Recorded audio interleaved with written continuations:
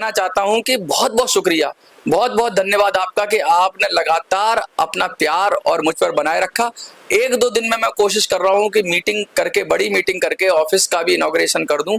मैं बहुत तेजी से लगा हुआ हूं, बहुत छोटे छोटे ग्रुप से मेरी मीटिंग हो रही है। बहुत सारे दल हमसे जुड़ना चाहते हैं। दल का मतलब बहुत सारे गुट हमसे जुड़ना चाहते हैं, संगठन हमसे जुड़ना चाहते हैं। तो एक मैनिफेस्टो भी तैयार होगा। लेकिन सबसे बड़ा मुद्दा वही है कि बुजुर्गों के सम्मान में पूर्वी दिल्ली के मैदान में, पूर्वी दिल्ली के चुनाव में, मनोज स्वराजी मैदान में, यही।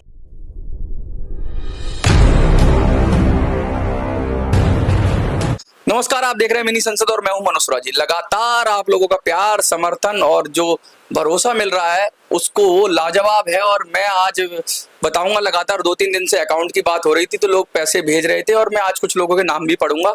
अब मैं ये कोशिश करूंगा कि लोगों के नाम बोलूं, कौन कितना दे रहा है ये ना बोलूं, जिससे कोई अगर थोड़ा कम देता है या कोई थोड़ा ज्यादा देता है तो लोगों में भेदभाव ना हो। तो आप सब इस बात को समझेंगे।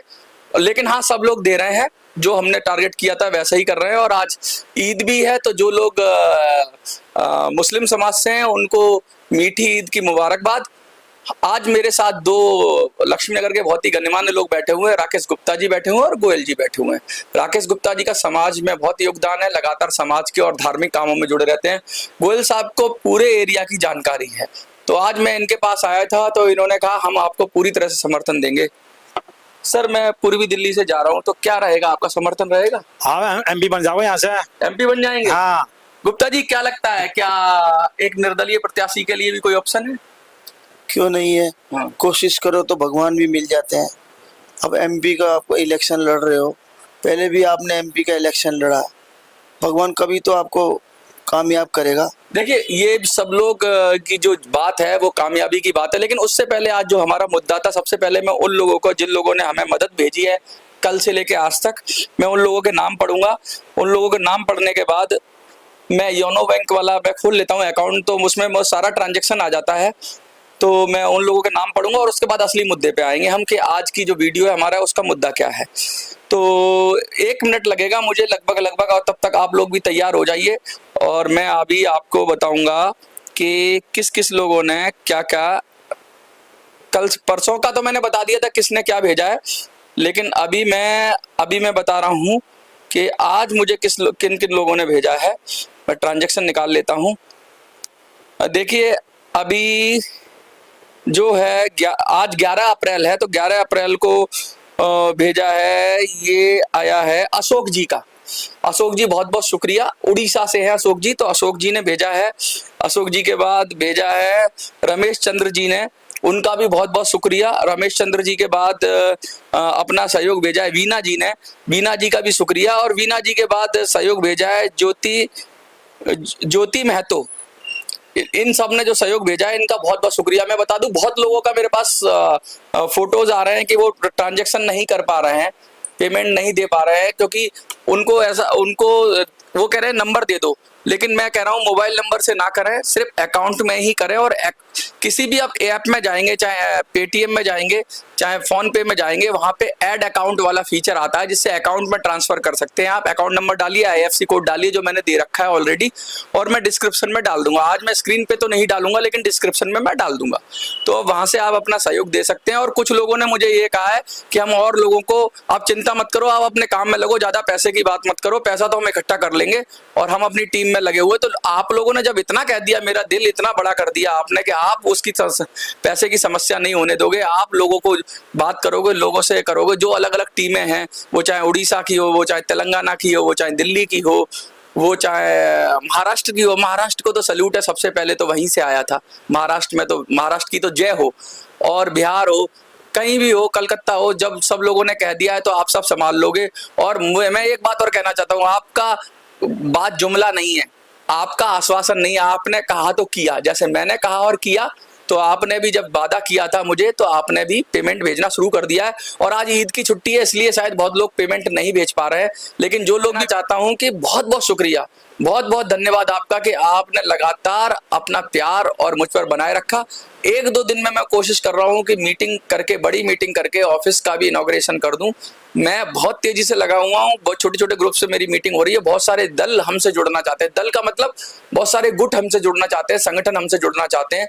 तो एक मैनिफेस्टो भी तैयार होगा। लेकिन सबसे बड़ा मुद्दा वही है कि बुजुर्गों के सम्मान में पूर्वी दिल्ली के मैदान में, पूर्वी दिल्ली के चुनाव में, मनोज स्वराजी मैदान में, यही मुद्दा है, यही थीम है, यही लाइन है। और इसी लाइन के इर्द गिर्द हम लड़ेंगे। EPS 95 के लिए हम लोग लड़ेंगे। तो मैं आज जो आपके पास आया हूं उसके लिए मैं ये कहना चाहता हूं कि आप मुद्दे लिखें कि EPS 95 पेंशनर्स को क्या क्या चाहिए। मुझे तो मोटी बात ये पता है कि 7,500 हमें चाहिए मिनिमम पेंशन, DA चाहिए और मेडिकल चाहिए।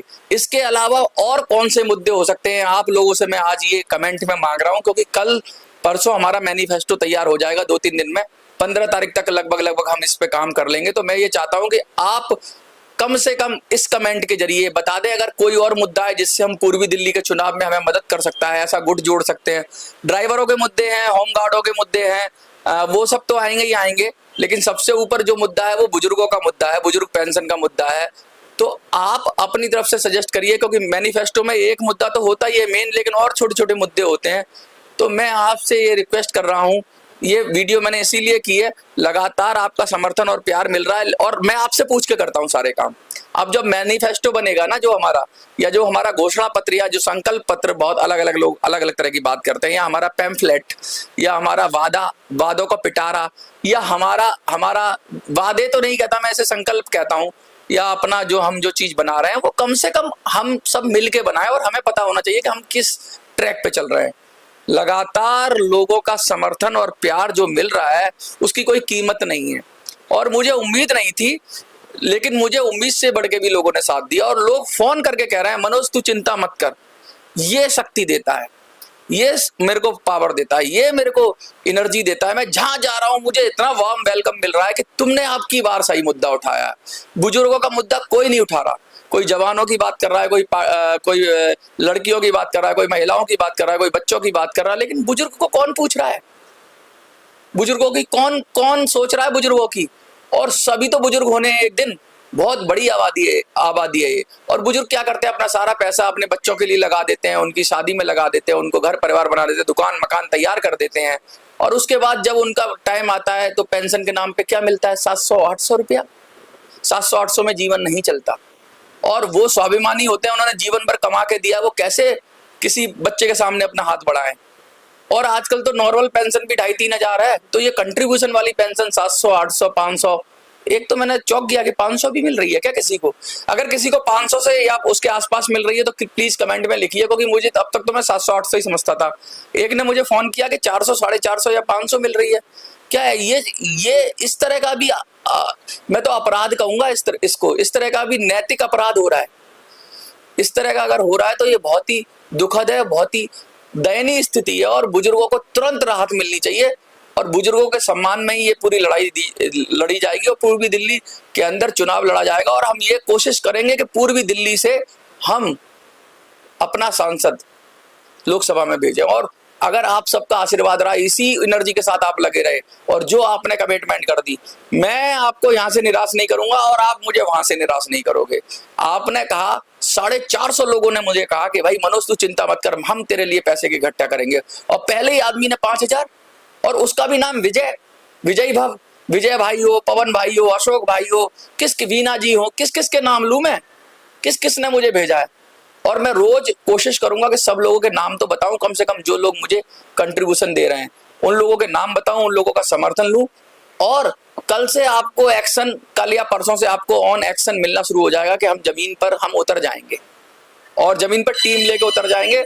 और उसके साथ साथ हम ये भी कोशिश करेंगे कि बहुत सारी चीजों के लिए हम ये लगातार प्रयास कर रहे हैं कि आप वीडियोस को ज्यादा से ज्यादा पहुंचे। मैं बता दूं, कुछ चैनलों पे मैंने इंटरव्यू भी दिए हैं, जल्दी आपके पास पहुंच जाएंगे, तो उनको भी देखिए और उनको देखकर भी अपनी प्रतिक्रिया दीजिए। और जो लोग मुझे उल्टा सीधा कह रहे हैं, मैं उन लोगों से कहना चाहता हूँ, भैया अपना काम करो, जाके टाइम वेस्ट मत करो। यहाँ पे तुम्हारा समय कीमती है। तुम जब हमारे को कुछ दे नहीं सकते, कुछ आगे बढ़ा नहीं सकते, तो तुम उल्टा सीधा मत बोलो, क्योंकि हमारी आदत नहीं है हम पलट के बोलें। लेकिन कुछ चैनलों पे उल्टा सीधा बोलने की कोशिश कर रहे हैं। ये कौन लोग हैं मुझे नहीं पता, लेकिन ये जो लोग भी है, इनको इज्जत रास नहीं आ रही है क्या? आप लोग इनको समझाइए, अगर आपके जानने वाले हैं तो इनको कहिए भैया क्यों पंगा ले रहे हो, हमें लड़ने दो, 2 महीने की तो बात है। हम आपने अपना तरीका आजमाया, हम अपना तरीका आजमाएंगे और देखते हैं क्या होता है। लेकिन मुझे लगता है कुछ ना कुछ अच्छा आएगा ही। इतने सारे लोग अगर समर्थन में हैं तो मुझे लगता है कि कुछ ना कुछ अच्छी खबर आएगी। लगातार देखते रहिए।